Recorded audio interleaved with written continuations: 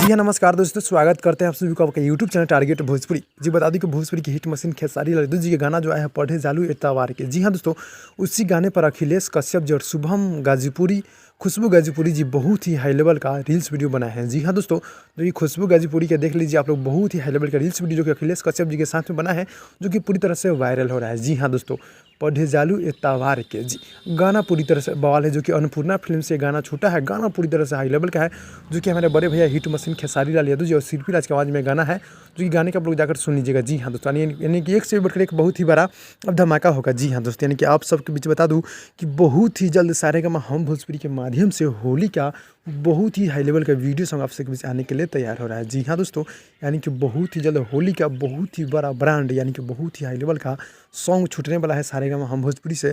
तो वहाँ पे टीजर आएगा तो मैं आप लोग के बीच नोटिफिकेशन दे दूंगा। फिलहाल में जितने भी खेसारी लाल यादव जी को चाहने वाले भाई लोग दिख रहे हैं, आप लोग मेरे चैनल को सब्सक्राइब कर नोटिफिकेशन बेल आइकन को ऑल पे कर दीजिएगा। तो भाई मिलते हैं अगली वीडियो में, तब तक के लिए धन्यवाद।